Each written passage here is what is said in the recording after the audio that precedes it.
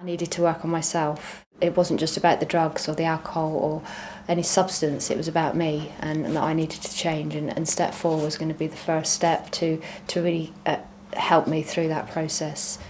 It allows me to put my life story down on paper, to see it in black and white and to actually own it, who I'd been and what I'd done, and and to face myself really and get to know myself. So step 4 is about taking a very good look at themselves in particular areas. So we're talking about fear, shame and guilt, resentments, relationship, sex, abuse, secrets and assets. I was scared because I'd never unveiled a lot of stuff that was inside me. You know, I'd put on a lot of fronts. I pretended to be a different person around different people, and this was a bit like peeling back the skin of an onion. You know, taking off these layers, finding out what was really at the bottom. You know, really at the core of me. Now, most addicts come in and they don't want to tell anybody anything about themselves. So this is a real hard-hitting look at themselves. For me, it's a kind of house cleaning, clearing away the debris of the past, all my hang-ups, and facing these sides of my character that I didn't want to face, that my ego doesn't allow me to see. To write it down on a piece of paper and actually get it out there, because it has therapeutic value, because a lot of people keep that stuff inside. They keep all those fears, they keep all of their duplicity and the things that they've done to degrade themselves, degrade other people, they keep inside, and it lives inside them somewhere and can come out in negative behaviour in other areas. So to encourage somebody to do a step 4 whereby they write all of this stuff, make an inventory and write it all out onto a piece of paper, a kind of catharsis, if you like, a kind of unloading, offloading, and admission of this is where my personal addiction, my illness has taken me. I knew I was going to visit places that was going to be uncomfortable, that was going to be painful. I wasn't really looking forward to that. But I also knew it was really important, and that it was going to really help me in my recovery, so that's what really gave me the strength to continue.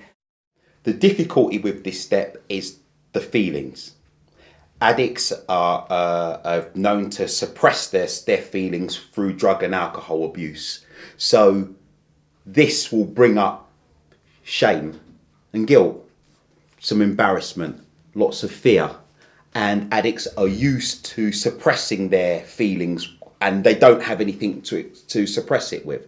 So therefore, they just have to sit with their feelings, and they're not very good at doing that. The feelings I had when I was doing the steps were sometimes they were really very painful, especially the childhood stuff. You know, these were events in my life that I'd built a wall around, and I never wanted to look at again. You know, it was excruciating to do that. Guilt and shame. I carried a lot of guilt and shame around with me for a long time, and putting it all down on paper made me sort of realise, you know, how bad I've been to myself as well as other people. I think guilt is a big thing. Guilt and shame is a big thing that is being worked on in step 4, in as much as a lot of people, when they sober up, the fog of addiction is lifted from them, and they start to remember the things they've done in their past, whether it be to family, whether it be to society in general, or whether it be degrading acts that they've acted out themselves. They carry a lot of shame and guilt, and often people don't admit all of that stuff in the early steps, and step 4 is a great chance to cleanse yourself of that, and to just put it out there and say, yes, this is where I've been, this is what I've done, and I now want to offload it. And a big thing for me was not telling anyone anything. I was brought up in an environment, not by my family, by my peers, where you didn't tell anyone anything, you know. And here I am with a step 4 where I have to disclose everything. It's about honesty, you know, it's about being honest. It's about being open-minded and willing. I just wanted to change. I knew I needed to change.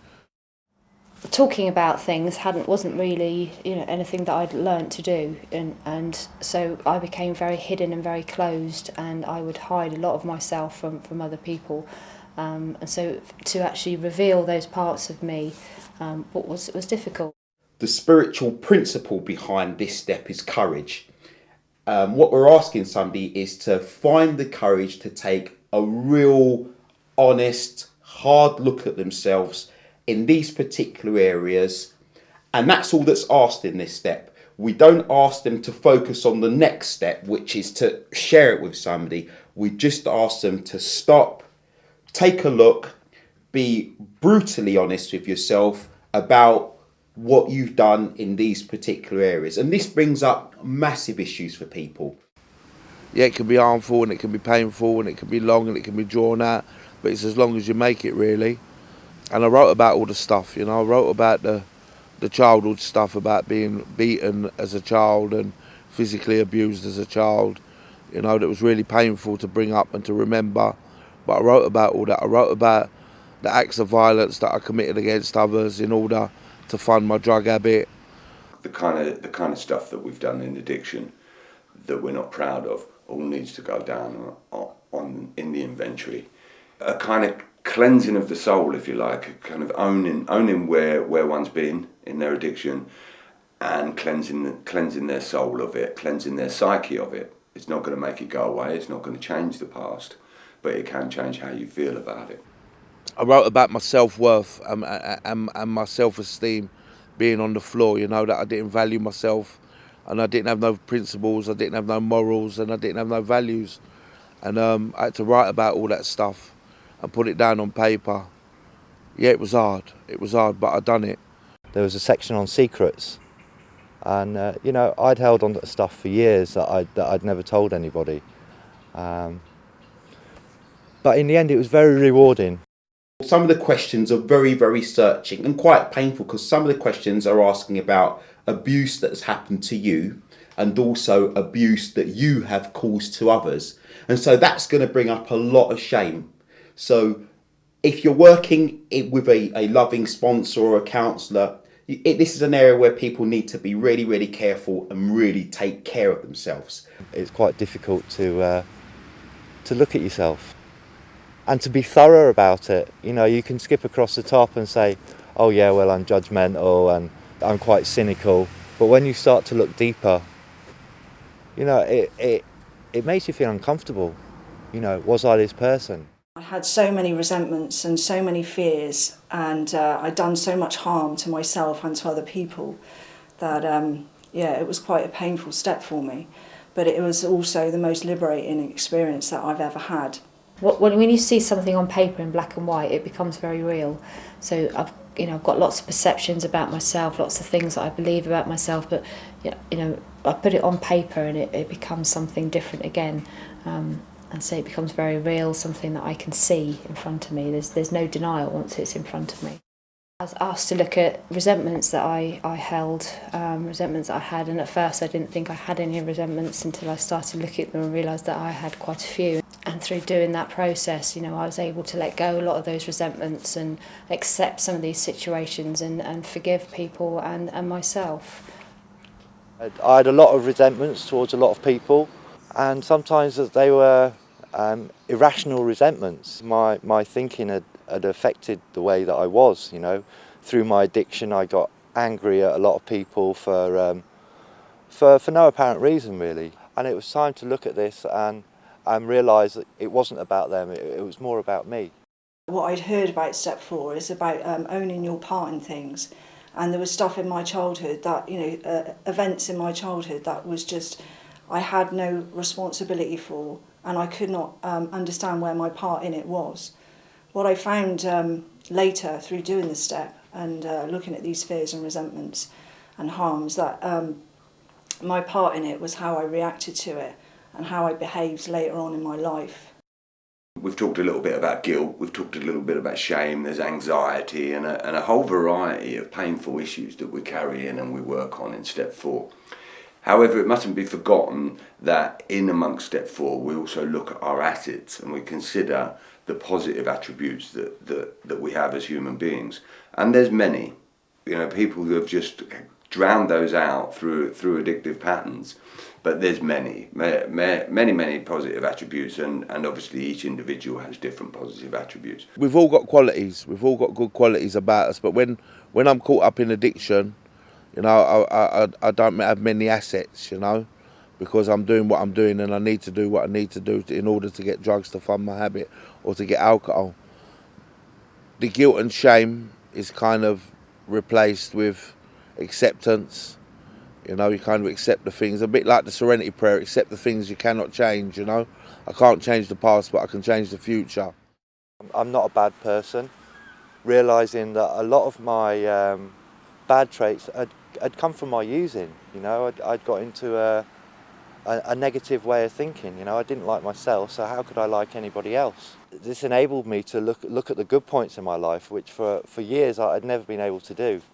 What reminding addicts and alcoholics are that you have some assets. What are they? And they will begin to discover some of those assets, and some of them they already know that they're good people and that they have been good parents, they're good children, they have been good fathers, they have been good role models, but they've stepped away.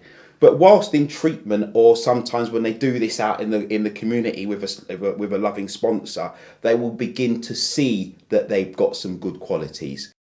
It gave me a chance to examine not just my addiction and my using, but, you know, every part of my life, how I was before my using, during my using, and after my using. And it just showed me, you know, all of me, you know, that I have got assets, I have got strengths, I have got feelings, I have experiences, I have patterns of behaviour that I want to change. So it you know, just revealed all of me, and that's what I was after when I got clean. Not just the staying clean, but the finding out about who I am. You know, who is Wendy? I didn't know who I was. So through doing a step 4, I find out who I am.